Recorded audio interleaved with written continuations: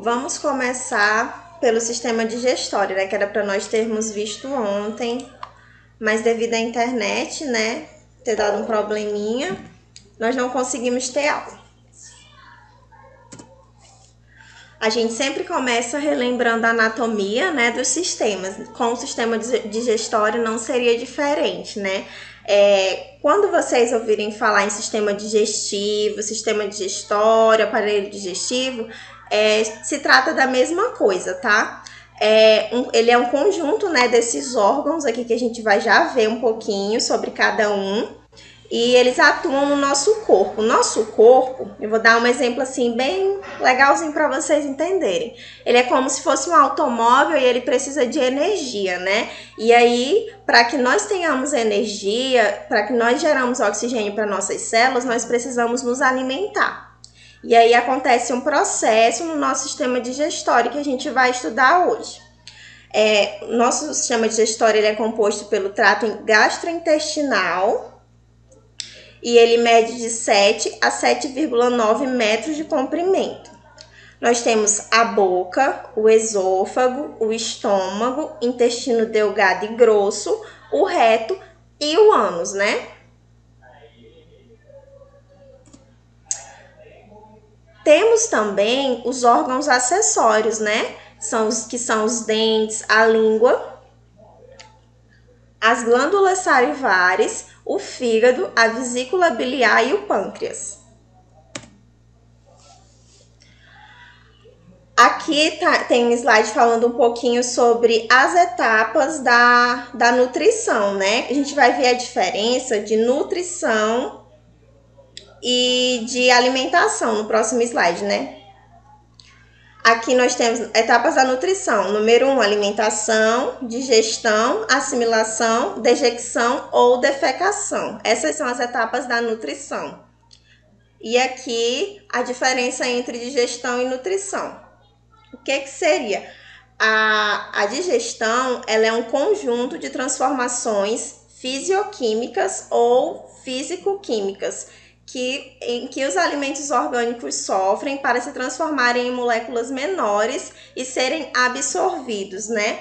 E nós temos, a digestão ela é dividida tanto em digestão química, que seria por conta das enzimas, né? Um exemplo seria a amilase. A amilase ela vai digerir amido, arroz, cada enzima ela vai quebrar, ela vai transformar e ela vai digerir um alimento. Por exemplo, a lipase. A lipase ela digere os lipídios e assim por diante. E ela também pode ser mecânica, né? Que seria através da nossa mastigação, um exemplo de digestão mecânica. Então, a digestão ela vai se dividir em duas. Química, que é através das enzimas, né? E mecânica ou física, que é através da mastigação, dos movimentos peristálticos. E a nutrição, ela é a incorporação de novos materiais, estruturas e energéticos ao patrimônio celular e orgânico do indivíduo. Aqui nesse slide fala sobre as funções do nosso sistema gastrointestinal, né? Ele é responsável pelo aproveitamento das substâncias alimentares que asseguram a manutenção dos seus processos vitais, pela transformação mecânica e química das macromoléculas em moléculas menores, né, que é através daqueles processos.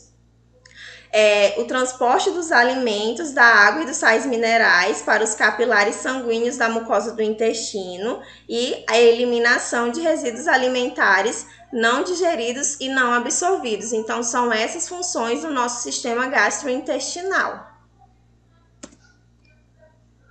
A boca, ela faz o processo de ingerir o alimento, de mastigar, ela também lubrifica, né, o alimento e deglute. As glândulas salivares, elas são formadas pelas parótidas e as sublinguais, tá? E aqui fica a localização delas.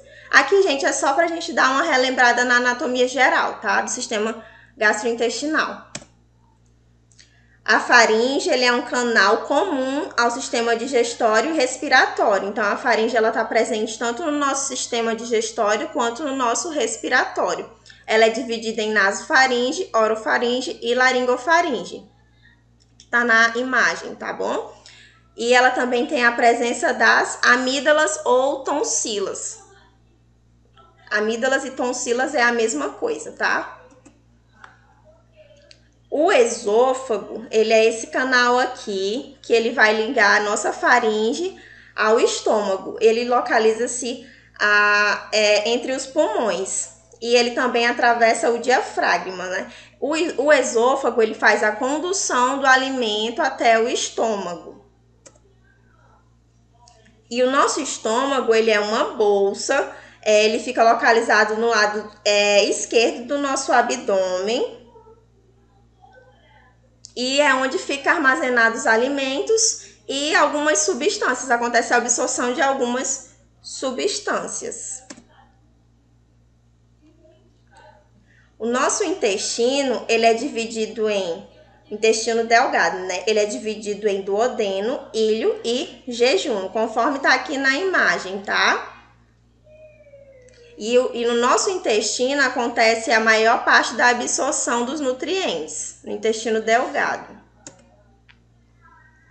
Aqui o intestino grosso, essa imagem mostra perfeitamente onde fica o apêndice, o seco, o colo ascendente, o cólon transverso, o cólon descendente e sigmoide, tá bom? Aí reto e mais abaixo, né, o ânus, que seria o orifício. Ele é a nossa última porção do tubo digestório. Ele tem a parede mais espessa que o intestino delgado. E aqui tá falando da divisão, né? Que é apêndice, seco, colo ascendente, colo transverso, colo descendente, sigmoide, reto e ânus. E no nosso intestino grosso acontece a absorção de água e de sais minerais, tá bom? Também é formado o bolo fecal. Esse videozinho, ele mostra um pouquinho desse processo de digestão, tá? Vou mostrar agora para vocês.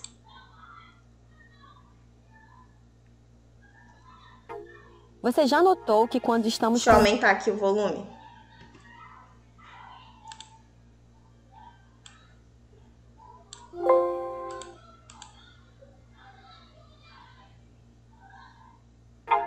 Você já notou que quando estamos com muita fome e comemos aquela comida deliciosa que estávamos desejando, nos sentimos mais dispostos e prontos para realizar nossas atividades? Mas deixa eu te perguntar uma coisa. Você já parou para se perguntar por qual motivo isso acontece? A alimentação é uma necessidade básica dos seres humanos. Ninguém gosta de ficar com fome, não é? Nos alimentos estão presentes os macronutrientes, os carboidratos, as proteínas e as gorduras, mas também há os micronutrientes, que são os minerais e as vitaminas. Embora estejam presentes em quantidades diferentes, o nosso corpo precisa de tudo isso para sobreviver. Só que tem um porém, nós não podemos utilizar esses componentes na forma que eles estão nos alimentos. É aí que entra em ação o sistema digestório, que transforma cada parte do alimento naquilo que o nosso corpo precisa. A digestão dos alimentos se inicia pela boca. Quando mordemos uma batata, vamos mastigando, mastigando, mastigando até transformá-la em pedaços menores e aí sim podermos engolir com facilidade. Só que nesse processo também acontece uma coisa bem interessante. À medida que mastigamos o alimento, começamos a liberar saliva e nela estão presentes algumas enzimas que vão fragmentar ainda mais os nutrientes. Lembre-se, a função do sistema digestório é fazer os nutrientes chegarem às células. Só que isso não acontece diretamente. Eles precisam se tornar o mais simples possível e é nessa hora que entram em ação as enzimas digestivas. Por exemplo, o amido, um carboidrato presente no arroz, na batata e no feijão, será quebrado em moléculas menores pela ação da enzima amilase. Percebeu a relação? O nosso corpo produz uma série de enzimas que atuam em moléculas específicas dos alimentos. As amilases digerem o amido, as proteases digerem as proteínas e as lipases digerem os lipídios. A digestão dos alimentos ocorre basicamente em dois tipos de transformações. O primeiro processo é mecânico, quando os alimentos são triturados pelos dentes e depois pelos músculos no estômago. O outro processo é químico, pela liberação de substâncias que vão digerir os nutrientes. Bem, até agora nós já tivemos uma noção do que acontece com o alimento na boca, mas e depois? Qual o caminho que a comida percorre? Bem, como vimos, o primeiro órgão do sistema digestivo é a boca. Você precisa mastigar bem os alimentos, pois a saliva vai umedecê-los e, quando misturados na língua, será formado o bolo alimentar. Após isso, a língua empurra o bolo alimentar para a faringe. Esse órgão específico tem uma particularidade. Ele não faz parte apenas do sistema digestivo, mas também do sistema respiratório. Isso porque pela faringe passa tanto o ar que inalamos quanto aquilo que comemos. E adivinhe só, eles nunca se encontram. Esse canal muscular membranoso possui um mecanismo para evitar que haja passagem de ar para o sistema digestório e da mesma forma que o alimento não vá para o sistema respiratório. Legal, né? O bolo alimentar passa pela faringe através dos movimentos peristálticos, que são as contrações involuntárias que o levam até o esôfago. O esôfago é o canal que liga a faringe ao estômago. Os movimentos peristálticos continuam fazendo com que o órgão produza contrações que movimentam o bolo alimentar. No estômago, o bolo alimentar vai encontrar o suco gástrico, uma solução rica em ácido clorídrico, sais e enzimas. Cada enzima atua em um nutriente diferente. Por exemplo, a pepsina quebra moléculas de proteína e a lipase fragmenta as gorduras. Pela ação do suco gástrico, o bolo alimentar se transforma em quimo, uma massa espumosa e acidificada, que aos poucos passa para o intestino delgado. Esse processo não é tão simples quanto parece, porque a digestão gástrica pode durar até 4 horas dependendo do que comemos. Lá no intestino delgado, o quimo vai misturar-se com 3 líquidos: o suco intestinal do próprio intestino, a bile, que é produzida pelo fígado, e o suco pancreático, produzido pelo pâncreas. A ação conjunta desses líquidos transforma o quimo em quilo, uma pasta líquida e rica em nutrientes cuja acidez já foi neutralizada. Nesse processo surgem as pequenas e solúveis moléculas importantes para o corpo, como a glicose e os aminoácidos, que aí finalmente serão absorvidos e lançados no sangue. Mas não acabou por aí. Agora que o corpo já conseguiu os nutrientes que precisava, o que acontece com o resto que não foi absorvido? Bem, o quilo, aquela pasta esbranquiçada formada no intestino delgado, passa para o intestino grosso. Lá no intestino grosso, a água, tanto a que ingerimos quanto as secreções digestivas, é absorvida. Lá também é onde ocorre a eliminação dos resíduos alimentares, ou seja, aquilo que não conseguimos digerir é transformado em bolo fecal.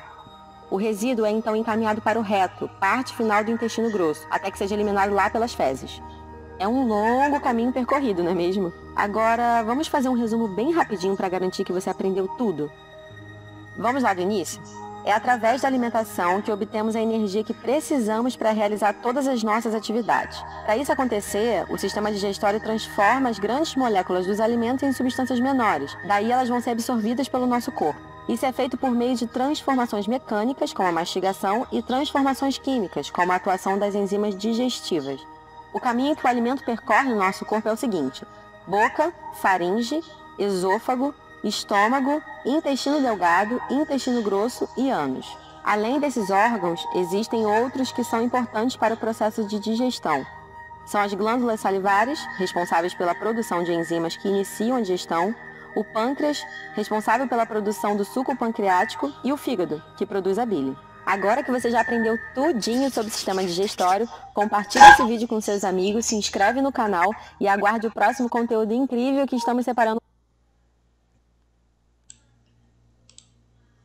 Bom, pessoal, esse videozinho, ele mostra o resumo, né, dos processos que acontecem no sistema digestório. Desde o alimento até a boca, até o alimento passar pelo estômago, intestino delgado, intestino grosso e reto e ânus, né? Agora, a gente já deu uma relembrada na anatomia e nós vamos estudar, né, as principais doenças que acometem o nosso sistema gastrointestinal, né? A primeira doença é a esofagite. Sempre que vocês ouvirem falar em GIT, vocês podem associar algum tipo de inflamação, né? E como o próprio nome está falando, esofagite nada mais é do que uma inflamação na mucosa do nosso esôfago, uma inflamação na parte final do nosso esôfago. E a esofagite, ela é causada por hérnias de hiato. O que seria hérnia de hiato? Seria um mau posicionamento do nosso esôfago e do estômago. Essa doença, os sinais e sintomas dela é pirose e regurgitação. Pirose é aquela queimação. O paciente com esofagite, ele vai sentir uma sensação de dor, de queimação na região epigástrica, tá? Eu tenho uma imagem aqui que acho que mais para frente a gente vai ver sobre a divisão do abdômen, hipogástrica, epigástrica, para vocês darem uma relembrada na anatomia. A gente está vendo aqui uma imagem, né, do esôfago inflamado, o esôfago mais a inflamação, como que fica, e os tipos de esôfago, né? Nós temos de esofagite, esofagite de refluxo, eosinófilica, de medicamentos e infecções. A gente vai falar agora um pouquinho sobre cada um desses tipos de esofagite, tá? A esofagite de refluxo, ela acontece quando existe uma válvulazinha, né, no nosso aparelho digestivo que não funciona muito bem e aí não consegue evitar que os ácidos que estão no nosso estômago voltem para o nosso esôfago. Acontece o refluxo mesmo. E é por conta de uma válvula que não está funcionando muito bem. E aí ela não impede que retorne, que tenha o retorno desses ácidos. A eosinófila, vocês sabem o que é eosinófilos? Bom, vou falar aqui para vocês. Os eosinófilos, eles são as célulazinhas sanguíneas que são responsáveis pela defesa do nosso organismo, né? Elas ajudam na regulação das inflamações, elas combatem algumas reações alérgicas. E esse tipo de esofagite, ele acontece quando há uma alta concentração dessas células no nosso esôfago. E geralmente, pessoas que sofrem de esofagite eosinófila, elas têm alergia a alguns tipos de alimento, como os ovos, o leite, o trigo. E aqui a esofagite medicamentosa, ela é devido a comprimidos, né? Os comprimidos mesmo, medicações que lesionam o nosso esôfago. Por isso que é importante, sempre que nós formos beber algum medicamento, nós ingerirmos ele com água, pois até a pílula que a gente toma, ela pode entrar no nosso esôfago e causar alguma inflamação. Então, a esofagite medicamentosa, ela se dá através de medicamentos mesmo, da ingestão de medicamentos sem água. A infecciosa é o tipo mais raro da esofagite. Ela é causada por infecções mesmo, virais, bacterianas, fúngica. São esses parasitas, eles ficam no nosso esôfago, eles se aderem ao nosso esôfago. E geralmente esse tipo de esofagite infecciosa, ela comete os pacientes que estão com a imunidade muito baixa, pacientes com HIV, né, com AIDS, com câncer, e ela é uma doença oportunista, né? Ela vem muito por conta do sistema imunológico do paciente. Os fatores que agravam a esofagite, né, são as bebidas gasificadas, como refrigerantes, água com gás, a cafeína também, ela pode agravar o quadro de esofagite. Então, pacientes que sofrem com esofagite, eles devem evitar esse tipo de alimento. O paciente com esse tipo de doença, ele sente bastante desconforto no peito, a pirose, né? Ele sente uma queimação aqui no estômago, náuseas, vômito, dor de cabeça, o hálito do paciente, ele fica mais forte, tosse, ela é crônica e ele também tem muita dificuldade para deglutir. O diagnóstico dessa doença, ele é realizado, né, através de uma endoscopia. A endoscopia, ela é um examezinho, né, que o médico ele introduz um tubozinho endoscópico e esse tubo ele possui um chip e ele captura imagens do nosso sistema digestivo através de uma câmerazinha, tá?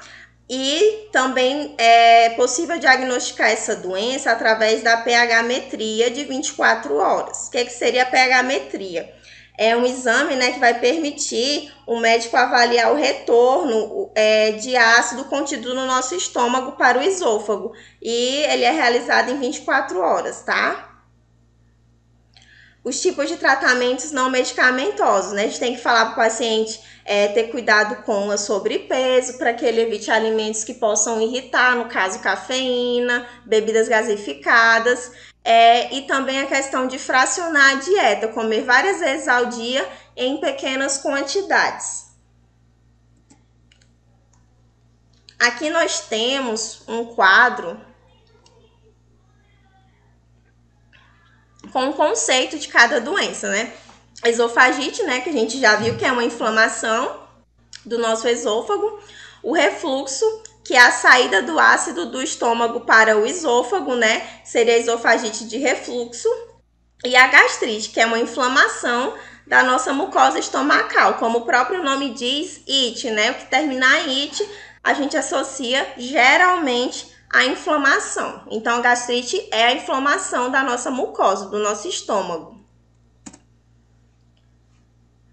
A gastrite, ela pode ser provocada por diferentes fatores. A doença, né, ela pode ser aguda, que vai surgir assim repentinamente, ou crônica, né, quando o processo, a doença ela vai se instalando e aos poucos e leva muito tempo para ser controlada. A causa específica da gastrite, ela ainda é desconhecida, tá? Mas nós sabemos que os hábitos más, né, de alimentação, como bebidas gaseificadas, que são os refrigerantes, o fumo, a bebida alcoólica, elas desencadeiam esse quadro, né? Uma dieta que não é tão saudável, rica em frituras, pode desencadear a gastrite, mas ainda é desconhecida a causa. A gastrite, ela causa dor abdominal. O paciente com gastrite, ele sente muito desconforto abdominal, ele se cansa muito fácil, ele tem bastante náuseas, muito vômito geralmente, né? Na maioria dos casos de gastrite, o alimento ele não segura muito tempo no estômago, provoca muito vômito e soluço também. Então, o tratamento, geralmente o médico ele vai prescrever uma dieta, né, para que o paciente evite bebidas gaseificadas. Ele vai orientar quanto fracionar também essa dieta, comer em pouca quantidade, várias vezes ao dia, os tipos de alimentos que o paciente deve comer. A maioria desses alimentos devem ser cozidos, né, evitar as frituras, o fumo, a bebida alcoólica. O paciente também com gastrite, ele tem que ter bastante repouso físico e mental, né? Porque a gente sabe que também pode desencadear um quadro de gastrite nervosa. O que seria, né, a gastrite nervosa, que tanta gente fala? Nada mais é do que um nome, né, popular, né, que as pessoas deram a dispepsia funcional. O que seria dispepsia funcional? É uma sensação de desconforto estomacal, uma dor mesmo no estômago, e ela é agravada quando o paciente ele passa por estresse, ansiedade, e aí desencadeia um quadro de gastrite nervosa, né? Popularmente falando. O que seria a apendicite, né? Como o próprio nome fala, inflamação do apêndice em decorrência a uma obstrução. O apêndice ele fica aqui no nosso intestino, localizado bem aqui no hipocôndrio direito, tá? É do lado direito o nosso apêndice. Apêndice normal e o apêndice inflamado, que tá mostrando nessa imagem. Ele fica edemasiado, vermelho, né? E o que causa a apendicite, né? Ela é causada, pessoal, por partículas de gorduras, né? Ou fezes. Não são eliminadas totalmente. A apendicite, os sintomas de apendicite, eles podem ser confundidos com outras doenças, como gases. A grande maioria dos médicos, né, às vezes até erram diagnósticos e o paciente acaba que tendo que fazer a cirurgia de emergência. Na verdade, é uma cirurgia de emergência, né? Mas se você não intervir, se não for diagnosticado a tempo, pode causar sepse e o paciente ir a óbito. Então, os sintomas incluem uma dor abdominal, falta de apetite, né? Náuseas e vômitos. Também ocorre alteração intestinal. Esses são os sintomas que são inespecíficos. Específico mesmo é a peritonite, né? Que é a inflamação da região do peritônio. O diagnóstico é quando os sintomas eles duram mais de 12 horas, ele pode ser clínico mais exame físico. No exame físico de um paciente com apendicite, a gente costuma fazer o sinal de Bloomberg. O que seria esse sinal? É um sinal que ele causa bastante dor quando é descomprimido, né? O enfermeiro, ele vai pressionar, né? O médico, o enfermeiro pressiona a parte inferior, né? É feito um pontozinho para achar o ponto de McBurney, que a gente vai ver um videozinho explicando direitinho. E quando ele pressiona, o paciente sente dor, mas não muita. Quando ele solta, descomprime a região, o paciente sente muita dor. E aí esse é um examezinho, um sinal que a gente faz para poder diagnosticar apendicite. Temos também os exames complementares, que é o leucograma e o de urina. Tratamento ele é cirúrgico, com analgésicos e hidratação. Apendicectomia, nesse caso, tá? Retirada do apêndice. Aqui nesse vídeo, ele tá mostrando para vocês como que funciona esse testezinho, o sinal de Bloomberg que a gente faz no paciente. Como que acha o ponto de McBurney, que é o ponto que a gente tem que comprimir e descomprimir. Olá, pessoal! Meu nome é Daiana Barros, esse é o canal Medicina em 10 Minutos. Hoje vamos aprender a realizar a manobra para identificar o sinal de Bloomberg e também vamos aprender a delimitar o ponto de McBurney. Importante técnica semiológica para o auxílio diagnóstico dos quadros de apendicite aguda. Não se esqueça de se inscrever, compartilhar e curtir nossos vídeos. Roda a vinheta. Deixa eu passar aqui um pouquinho. Sobre a semiologia do vídeos aqui no canal. Na sequência, a nossa série de vídeos aqui no canal sobre a semiologia do abdômen. Vamos agora entender o que é o ponto de McBurney e o sinal de Bloomberg. O paciente se encontra em decúbito dorsal e o examinador à sua direita. O ponto de McBurney é encontrado quando traçamos uma linha imaginária que vai desde a cicatriz umbilical até a espinha ilíaca antero superior direita. Divide-se essa linha em 3 partes iguais: terço proximal, terço médio e terço lateral.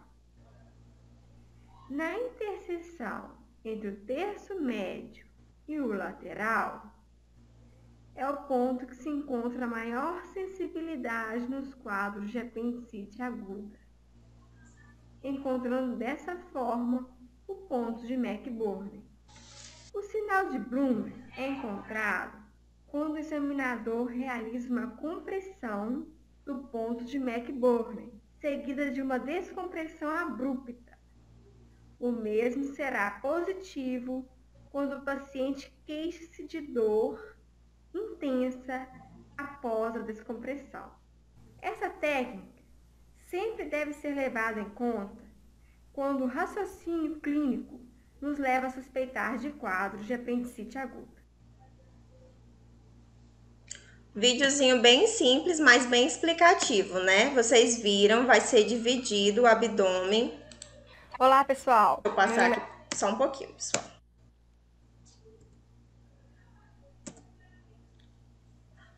Vocês observaram no vídeo, né, que a gente faz uma linha imaginária, né, e tem que ser na parte direita, porque o apêndice ele fica localizado na região direita da nossa região abdominal. E então, você faz aquela linhazinha imaginária, né, seguindo umbigo, né, até a fossa ilíaca do paciente e vai dividir em 3/3. O ponto de McBurney, ele fica ali entre a segunda divisão e a terceira. Quando o examinador ele descomprime a região, o paciente ele se queixa de dor intensa. Então, geralmente quando o sinal é positivo, é apendicite. E aí o paciente ele já é encaminhado para cirurgia para poder retirar o apêndice, fazer a apendicectomia. Aqui a gente vai falar um pouquinho sobre a constipação intestinal, né? Que nada mais é do que o endurecimento das fezes, né? Quando o paciente ele não consegue ir ao banheiro por algum tipo de problema, né? Às vezes é por conta da alimentação, que ela é pobre em fibras, e esse volume de fezes, essa retenção, ela ocorre por um período muito prolongado.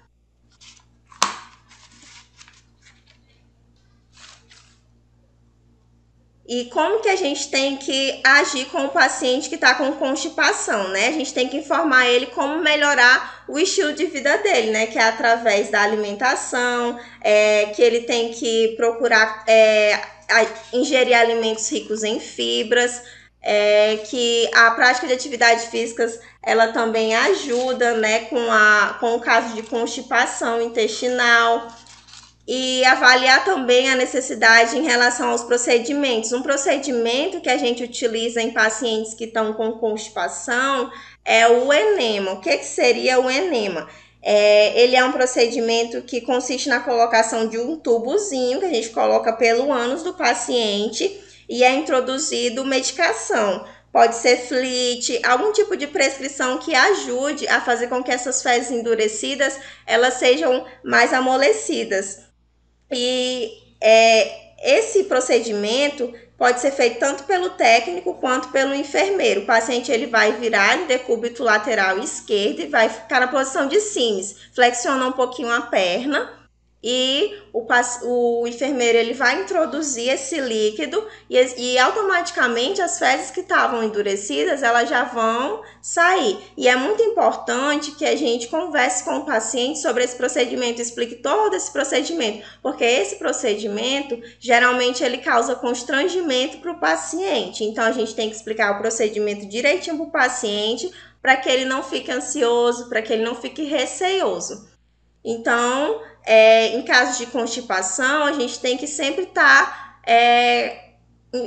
orientando o paciente quanto à alimentação, quanto a ingerir alimentos ricos em fibra, quanto à prática de atividades físicas.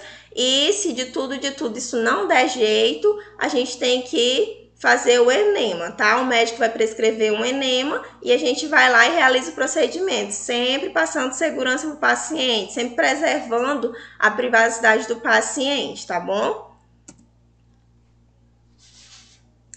A colecistite, ela também é uma inflamação, uma inflamação da vesícula biliar, tá? Ela pode ser aguda, pode ser crônica e ela é frequentemente associada à colelitíase, tá bom? Os sinais e sintomas da colelitíase aguda é a cólica biliar. O paciente ele sente muita dor, muita cólica, ele sente náuseas e ele também tem vômitos. A pele do paciente ela fica amarelada e as fezes elas ficam esbranquiçadas. A urina fica escura e de cor forte, de cheiro forte. Ele sente uma dor intensa no hipocôndrio direito. Aqui nós temos as regiões do nosso abdômen. A região que fica, o estômago é epigástrio, ele é dividido em 9 regiões. A parte superior do meio do nosso abdômen é o epigástrio, a parte do meio é mesogástrio e a parte de baixo é hipogástrio, tá? Aqui nós temos o hipocôndrio direito, flanco direito e a fossa ilíaca direita. Do outro lado, hipocôndrio esquerdo, flanco esquerdo e fossa ilíaca esquerda. É importante que nós saibamos a divisão das regiões do nosso abdômen para que a gente possa diagnosticar algum tipo de doença, né? Aqui fala que a colecistite, ela ocasiona uma dor intensa no hipocôndrio direito. Então, seria aqui nessa região.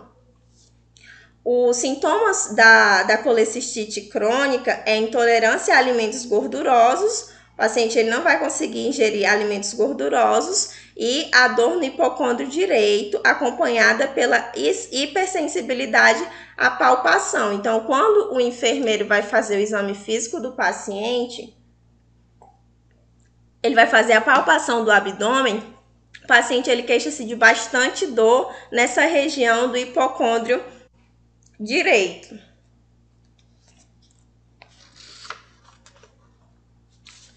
Sobre o tratamento, né? O tratamento clínico ele é com antiespasmódicos e com antieméticos. É medicação para vômito e medicação para dor na região do hipocôndrio, né? Na dores abdominais. O médico também prescreve uma dieta leve, pobre em gorduras.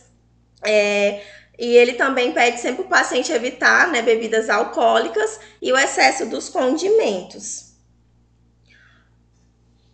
A cirurgia, né, que é a retirada, colecistectomia. Então, se de tudo, o tratamento clínico não funcionar, o paciente ele vai ter que se submeter ao procedimento cirúrgico, que seria a retirada da vesícula. Aqui nós temos o fígado, né? O fígado ele fica localizado no hipocôndrio direito, epigastro e pequena porção do hipocôndrio esquerdo. Então, ele é um órgão que fica aqui localizado nessa região. As funções do fígado, né? O fígado produz a bile, ele faz a síntese do colesterol, converte a amônia em ureia, desintoxicação do organismo, né? A síntese da protombina e fibrinogênio, a destruição das hemácias. Então, o fígado ele tem todas essas funções aqui, tá? Síntese de albumina, síntese de angiotensinogênio. No primeiro trimestre de gestação é o principal produtor de eritrócitos, porém perde essa função nas últimas semanas de gestação. Então, aqui são as funções do fígado. O que seria, né, a cirrose hepática? Ela é uma doença que ela é crônica, né, e ela é caracterizada pela substituição do nosso tecido, do tecido hepático normal, por fibrose, que se rompe e destrói a estrutura do nosso fígado. Aqui nós temos o fígado normal e um fígado cirrótico. Então, é ocasionada uma lesão no tecido hepático do nosso fígado, né? Seria chamado de fibrose. E o que ocasiona isso? O alcoolismo crônico, a desnutrição e a exposição às substâncias hepatotóxicas, né? O que seria essas substâncias? Paracetamol, né? Medicações que fazem que agride diretamente o nosso fígado, como paracetamol, nimesulida, rifampicina. Tem pessoas que não podem sentir uma dor na unha, já está tomando algum anti-inflamatório, nimesulida, e aí acaba trazendo uma hepatotoxicidade para o fígado, tá? Extossomose também, a obstrução biliar crônica e as hepatites. Todas essas são as causas da cirrose hepática.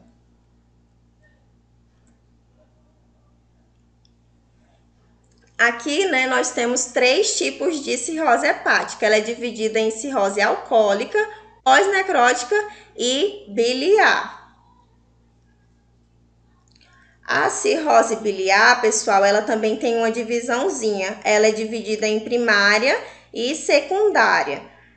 A causa da cirrose biliar primária, ela não é totalmente esclarecida, né? Mas acredita-se, estudos acreditam ser uma doença autoimune, onde o nosso sistema, ele produz anticorpos que atacam e causam a destruição dos ductos biliares. Então, é uma doença autoimune, a cirrose biliar primária. A secundária, ela vai ocorrer pela obstrução das vias biliares, né? Seriam os cálculos, os tumores.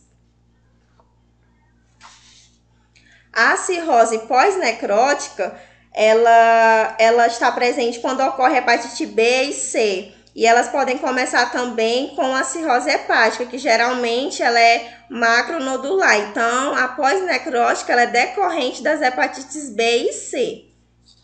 E a cirrose alcoólica ocorre os hepatócitos ocorre quando eles são destruídos ou substituídos pelo tecido cicatricial, onde ocorre um excesso desse tecido cicatricial e promove essa projeção anormal do tecido hepático, e o nosso fígado ele passa a ter um aspecto de cravo na cirrose alcoólica, que é a mais comum, tá?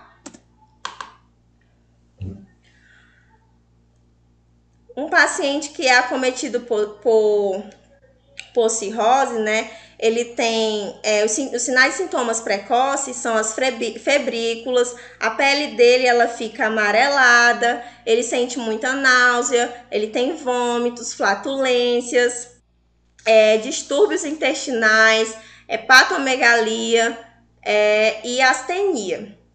Os sinais e sintomas tardios é a diminuição do fígado, né? O fígado ele fica menor, a esplenomegalia, o baço ele fica aumentado, tem ascite, icterícia, hipertensão portal, né? Que é o aumento, ocorre um aumento na pressão das veias, né? Que levam o sangue dos órgãos abdominais para o fígado. E esse aumento ele pode trazer várias complicações, como as varizes do esôfago, as hemorragias, o aumento do baço, enfim, então ocorre vários sinais e sintomas tardios, né?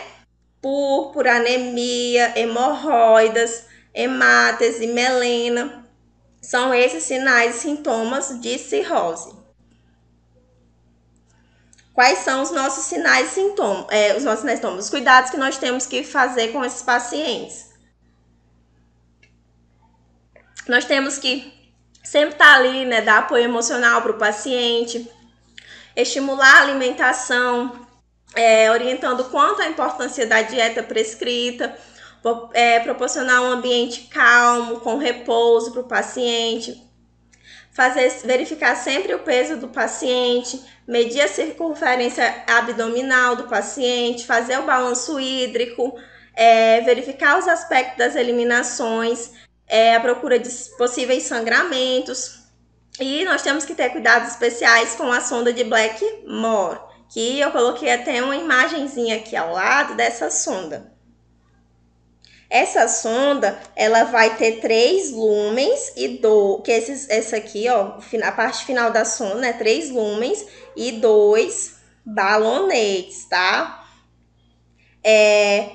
Esses balonetes, quando eles são insuflados no lúmen do estômago, eles fazem uma pressão sobre a cárdia e sobre o esôfago para pressionar as varizes e conter as possíveis hemorragias, tá bom? Então, esse tipo de sonda é utilizado quando o paciente está tendo algum sangramento na região do esôfago e é para conter as varizes, né, que causam sangramento. Eu coloquei aqui uma alternativa, só para a gente ver se vocês estavam prestando atenção no início da aula. Foi falado bem no início da nossa aula. O tubo muscular, vamos responder, tá?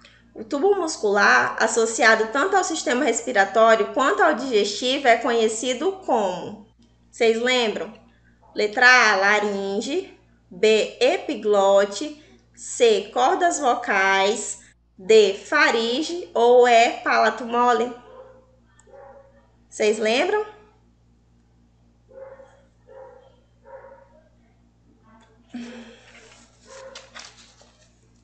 Priscila, deixa eu ver aqui.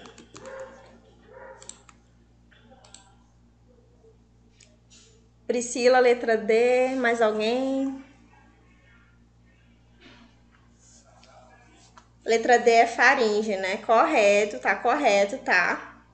É a letra D mesmo, Raíssa. Agora, nossa, tô com muito seco. Agora a gente vai falar sobre o nosso outro sistema, tá? Pessoal, vocês estão achando que eu tô correndo muito com a aula? Vocês estão conseguindo entender? Não, professor, tá bom. Tá bom? Então tá. Vamos falar sobre o outro sisteminha que a gente iria ver hoje. Vou fechar aqui.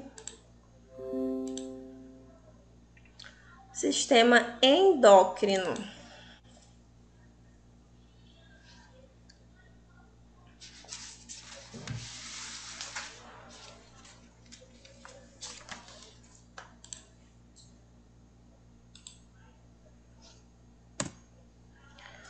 Como sempre, a gente relembra a anatomia, né?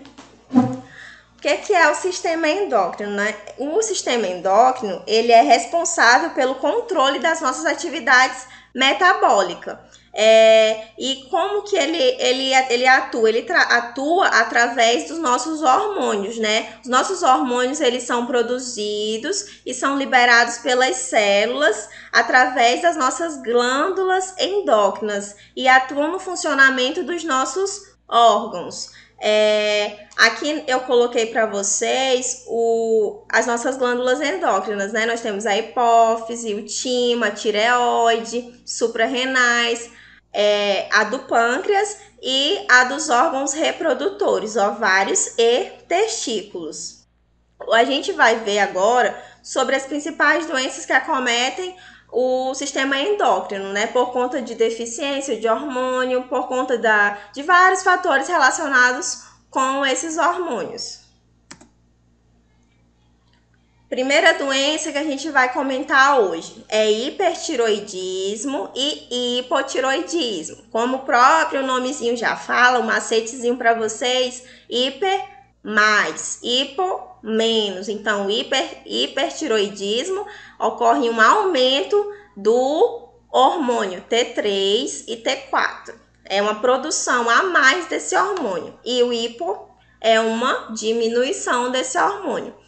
A tireoide, né, ela é uma glândula que fica situada na base do nosso pescoço. Ela não é palpável e ela produz esses hormônios tireoidianos, T3 e T4. O que seria esse hipertiroidismo, né? Ele é um excesso, é um aumento da atividade hormonal. Como o próprio nome fala, é atividade excessiva da glândula tireoide, né? Ocorre um aumento desses dois hormônios, T3 e T4. A causa dessa doença, ela também é desconhecida, né? E existe uma predisposição para as mulheres na faixa de 30 e 40 anos. São aquelas mulheres que elas estão passando pelo período do climatério, na menopausa, até mesmo no puerpério. Então, nós mulheres, nós temos uma predisposição a ter tanto o hipertiroidismo quanto o hipotiroidismo. Deve estar relacionado aos nossos hormônios, né? Nós temos mais hormônios, nessa fase a gente produz um nível elevado de hormônios, então está relacionado com os nossos hormônios femininos.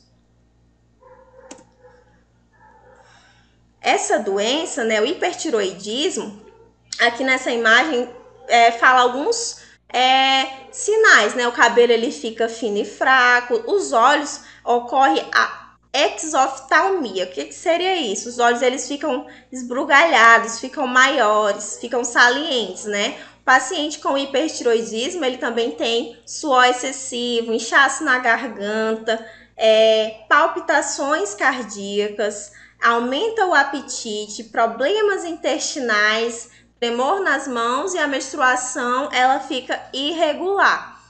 Ele também sente muita fadiga, irritabilidade, excesso de apetite e ocorre também a diminuição do peso, intolerância ao calor e aumenta a frequência cardíaca.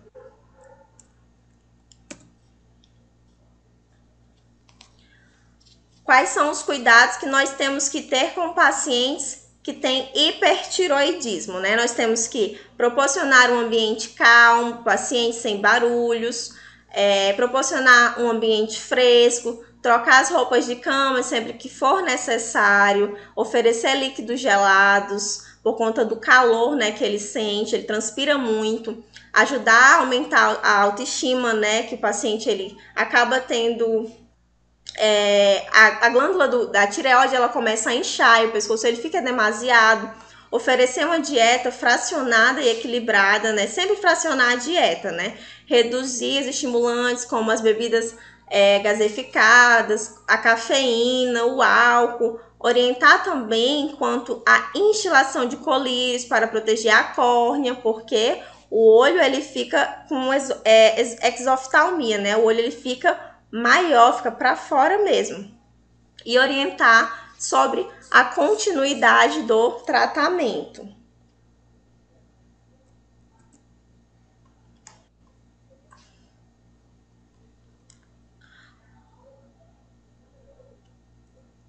Ah, pessoal, eu não falei também, eu acho que eu não coloquei aqui nesse slide, mas o tratamento, tá? Ele pode ser retirado também a tireoide e o médico ele também pode prescrever algumas drogas que interferem na captação do iodo e nesses hormônios, interferem na síntese desses hormônios. E caso essas drogas não resolvam, a cirurgia, né, que é a tireoidectomia, retirada da tireoide. O hipotiroidismo, como o próprio nome já fala, é uma diminuição, é uma produção hormonal insuficiente. Vai ocorrer a diminuição dos hormônios T3 e T4. E a causa mais frequente é a tireoide de Hashimoto. O que seria a tireoide de Hashimoto? É uma doença que é mais comum em adultos, né? E é uma tireoide autoimune, na qual o sistema imunológico, meu próprio sistema imunológico, ele ataca as células da minha tireoide. E outras causas seria a remoção da tireoide, né? Como o hipertiroidismo, o paciente ele remove a tireoide e também pode ocasionar um hipotiroidismo, né? Um hipotiroidismo congênito, né, desde o nascimento, e o pós-tratamento do hipertiroidismo. Então, são esses alguns das causas que levam o paciente a ter hipotiroidismo. A prevalência também é em adultos, principalmente em nós mulheres.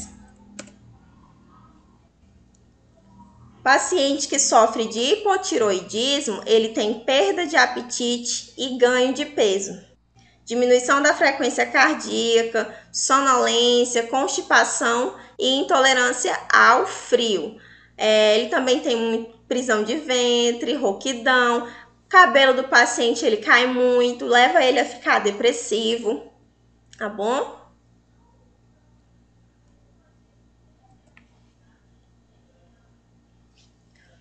Nós também temos que dar apoio psicológico, pois facilmente esses pacientes com hipotiroidismo entram em depressão.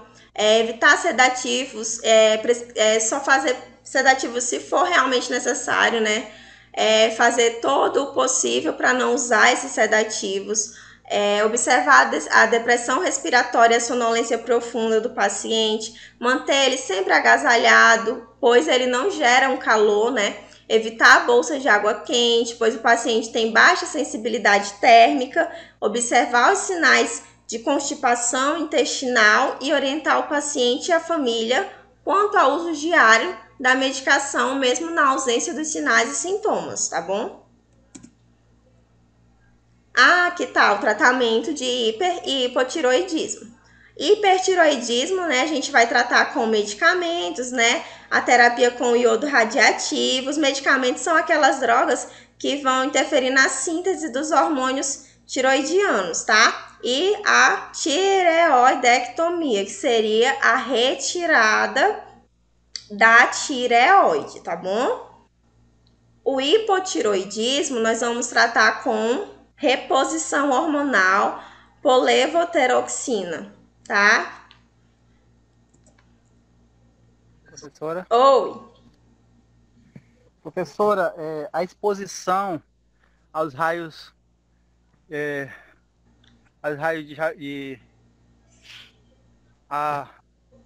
Só um momento, professor, que eu tô cansado aqui, que eu tô trabalhando. Tá trabalhando, Sinal? Parabéns. Isso que é foco. Eu tô trabalhando aqui, aí por isso que eu tô meio cansado. Uhum, A exposição dos raios de raio-x, né? uhum, E ela vai afetar a tireoide. uhum. Qual das situações que vai se adequar? O hipo ou o hiper? Eu creio que seja o hipo, mas a sua pergunta é muito, muito boa, mas eu creio que seja o hipo, tá? Ok, professora? Tu fazia radiologia, né, Nivan? Sim. Mas eu... É porque nós estudamos sobre isso aí Aham, e nós sabemos que afeta, porém afeta. nós nunca pegamos essa explicação Uhum. se seria o hipo ou o hiper, Não, né? mas Mas eu tenho quase eu tava meio... certeza, eu vou confirmar pra ti, mas eu tenho quase certeza que é hipotiroidismo mesmo que vai ocasionar. Exatamente. Era somente uma dúvida que eu estava também analisando, que como os raios vai afetar a tireoide, automaticamente ele vai estar diminuindo, né, a Uhum. quantidade do hormônio, né? Isso Então mesmo, seria, digamos, hipotiroidismo, uhum, por conta da diminuição. Mas eu vou confirmar direitinho, tá, pra ti? ok. Era uma dúvida que eu estava tendo aqui, mas mais ou menos isso aí. Tá bom, então. Obrigado. Tá. Qualquer coisa, pergunta.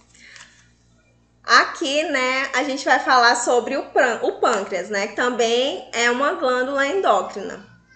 Onde que é localizado o pâncreas? Ele é uma glândula, né, que se localiza no nosso abdômen superior e ele vai exercer as funções endócrinas e exócrinas, né? Possui a porção endócrina e exócrina e ele produz os dois hormônios, que é a insulina e o glucagon. Produz também o suco pancreático na porção exócrina. Então, nós temos a porção exócrina e a porção endócrina. A porção exócrina, ela é responsável pela secreção das enzimas pancreáticas, tá? Para o ducto pancreático. E a porção endócrina, ela é constituída como é que eu posso falar? Esqueci o nomezinho. Ilhotas de Langerhans, se eu não me engano, o nome é esse. Ilhotas de Langerhans. E é composto também por células alfa, beta, gama.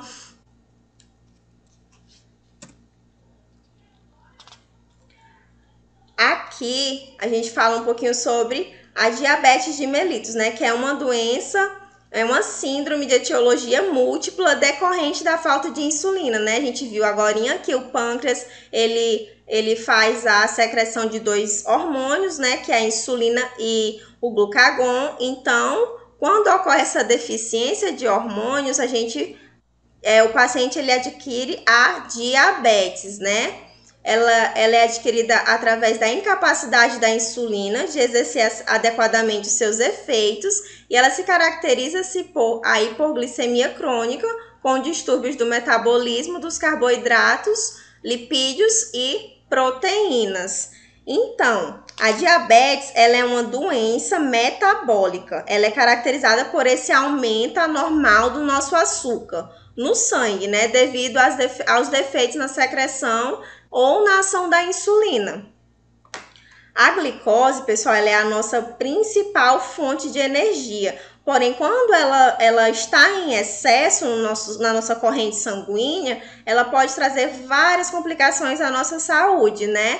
E uma delas seria a diabetes. Nós temos dois tipos de diabetes, né? Na verdade, dois tipos e a gestacional. Seriam diabetes tipo 1, tipo 2 e a diabetes gestacional. A tipo 1, ela acontece quando a produção da insulina do pâncreas ela é insuficiente, né? O pâncreas ele está produzindo insulina, mas não produz insulina suficientemente. Pois essas células, né, células do pâncreas, elas sofrem uma destruição autoimune e ele perde a capacidade de produzir as insulinas em decorrência de um defeito no sistema imunológico, fazendo que os anticorpos eles ataquem essas células que produzem a insulina. E ela acomete mais jovens, né? 5 a 10% dos casos em jovens e aparece no período de crescimento e caracteriza-se pela falta da produção de insulina. É o tipo mais grave de diabetes, a diabetes tipo 1. A diabetes tipo 2, ela representa 90 a 95% dos casos e ela aparece no período da maturidade. Caracteriza-se por disfunção da produção de insulina ou incapacidade da insulina de exercer as suas funções. Diabetes gestacional é a diminuição, né, de tolerância à glicose durante o período gestacional. Então, temos 3 tipos de diabetes, tipo 1, 2 e diabetes gestacional, tá? Aqui, os sinais e sintomas da diabetes. Ela causa poliúria. O que seria poliúria? Um aumento de urina, né? O paciente com diabetes, ele vai produzir mais de 2,5 litros de urina por dia. A polidipsia, né? O paciente, ele sente muita sede. Polifagia, que é o paciente, ele sente bastante fome também, e a perda involuntária de peso. Então, quando a gente fala de sinais e sintomas de diabetes, a gente utiliza os 4 P's, né? Poliúria, polidipsia, polifagia e perda de peso, tá? Sempre que vocês ouvirem falar desses sintomas, correlacione com diabetes. Diabetes tipo 1, ela causa muito cansaço, o paciente sente muita sede, ele tem um emagrecimento visível, aumenta o apetite e a quantidade de urina também fica aumentada. No tipo 2, o paciente ele também sente muito cansaço, muita sede, só que ocorre o ganho de peso, aumento do apetite e urina aumentada. Então, na tipo 1, a gente tem os 4 P's e na tipo 2, a gente tem os 3 P's. Tipo 2, poliúria, polidipsia, polifagia. Tipo 1, poliúria, polidipsia, polifagia e perda involuntária de peso, tá? O nosso diagnóstico, como que a gente vai saber diagnosticar um paciente com diabetes, né? Nós temos 3 tipos de diagnósticos. Aqui, nesse do meio, é o mais conhecido, né? Que seria o glicemia de jejum. Quando o paciente vai num postinho de saúde, a gente já faz o destro, né? Higieniza o dedinho do paciente com um algodãozinho com álcool, pega uma lanceta, fura e coloca aqui nesse aparelhozinho que vai verificar. Se a glicose do paciente ela tiver entre 70 a 110, é considerado normal. O paciente ele não está diabético. Se os valores eles forem acima de 126 miligramas por decilitro, o paciente ele já pode ser considerado diabético, mas não é com esse exame, isso aqui é em jejum, tá? Esses valores, que a gente vai conseguir diagnosticar se ele é ou não diabético. Isso aqui é só o início. A gente tem que se aprofundar um pouquinho mais, saber se realmente ele é diabético. Digamos que a glicose do paciente em jejum deu 130 e ele está em jejum. Então, a gente pode considerar que ele está entre diabético ou normal, né? Porque o normal é até 110. Acima de 126 é que a gente pode considerar ele diabético. Então, digamos que deu 130. Então, a gente tem que solicitar outros exames para confirmar diagnóstico de diabetes. Não é só por conta desse examezinho aqui, não, da glicemia de jejum, que a gente pode confirmar um diagnóstico, tá? Aí nós temos também o teste de tolerância à glicose. O que seria esse teste, né?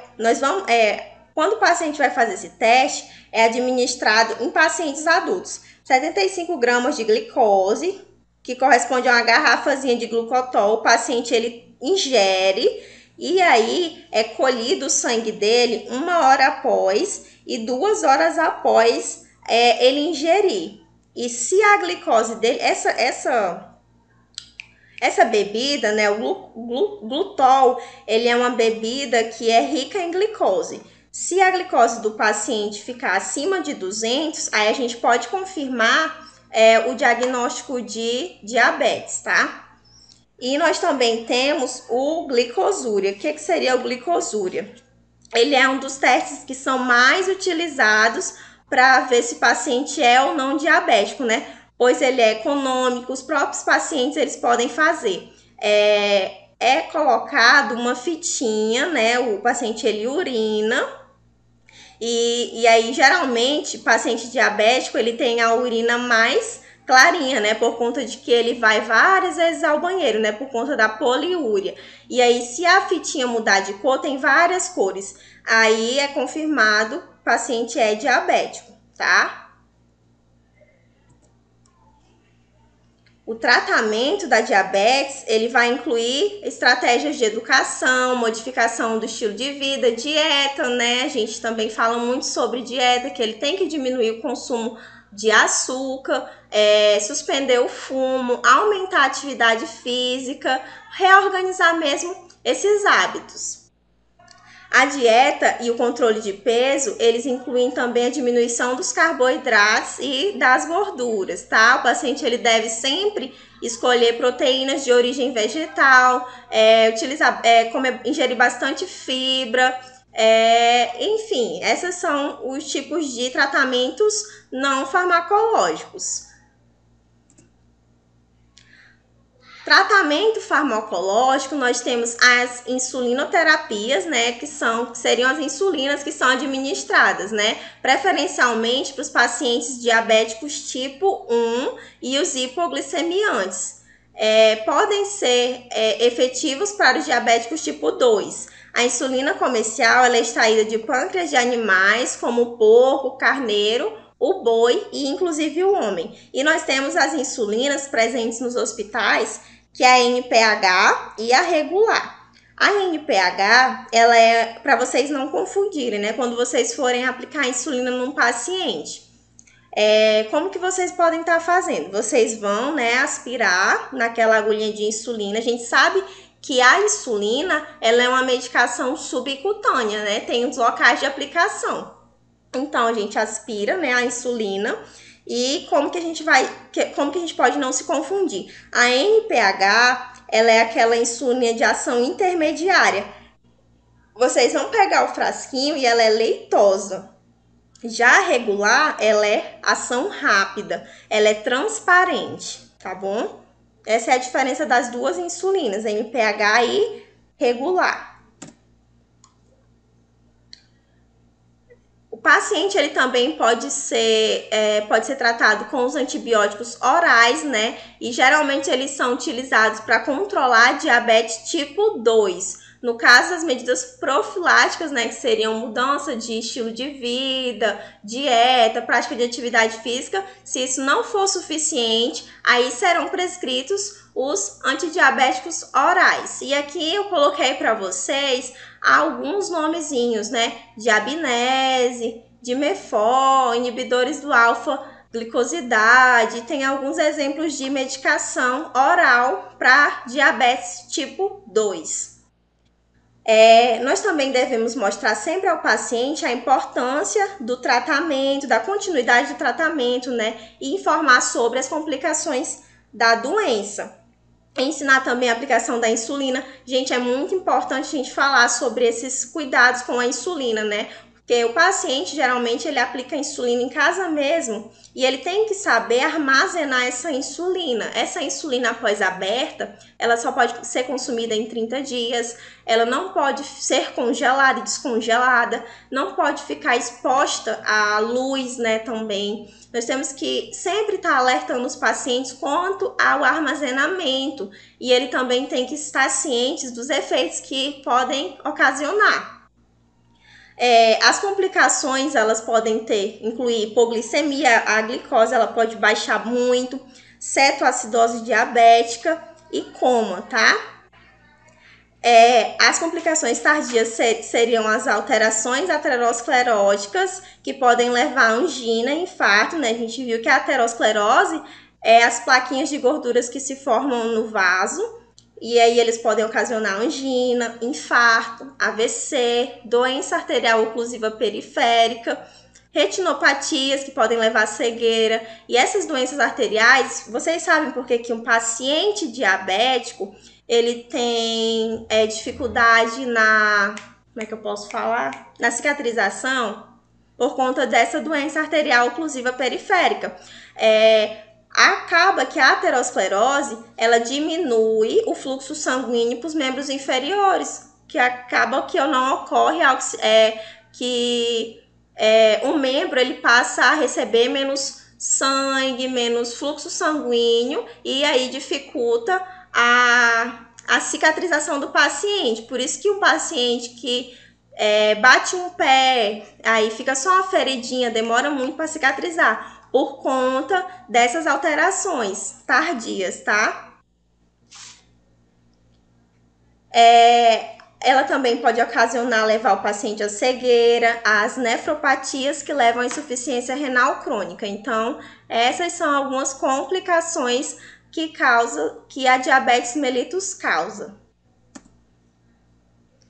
Nesse quadrozinho, nós temos a diferença entre coma e reação hipoglicêmica. A causa do coma diabético é a falta de insulina ou abuso da dieta. Já na reação hipoglicêmica, é o excesso de insulina e a falta da alimentação.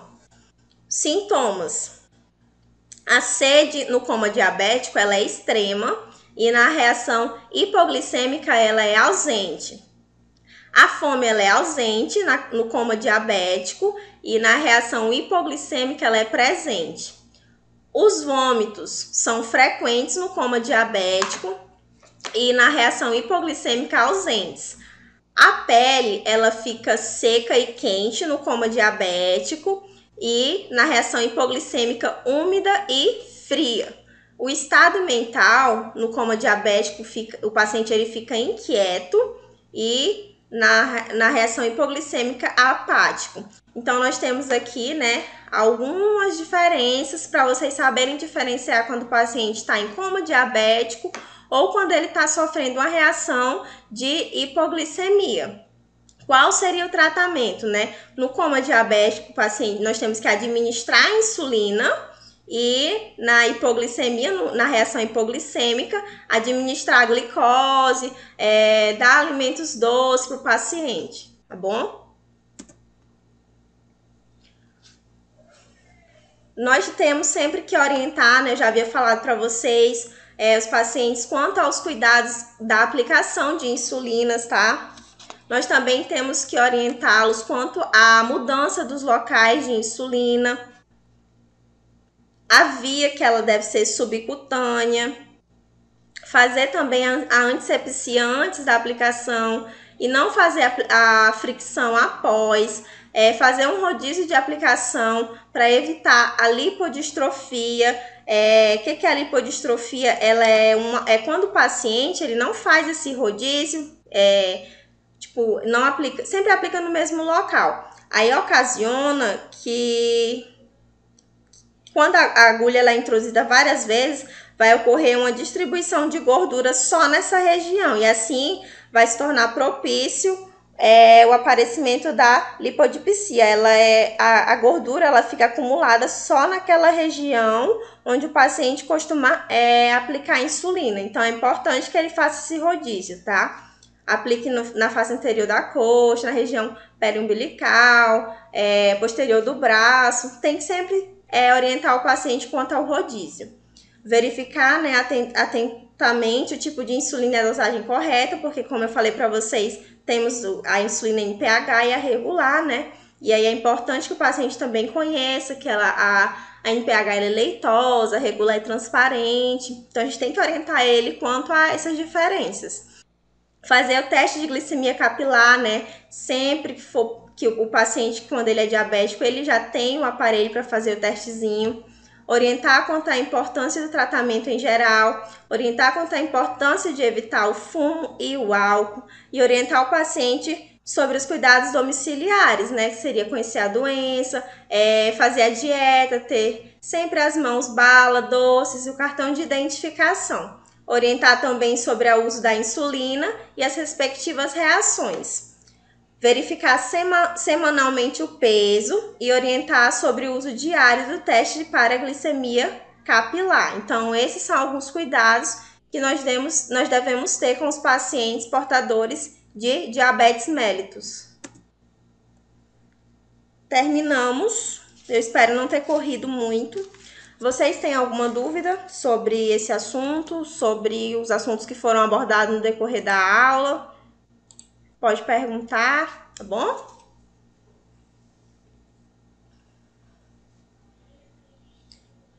Então, gente, obrigada pela participação de todos, tá? Boa noite.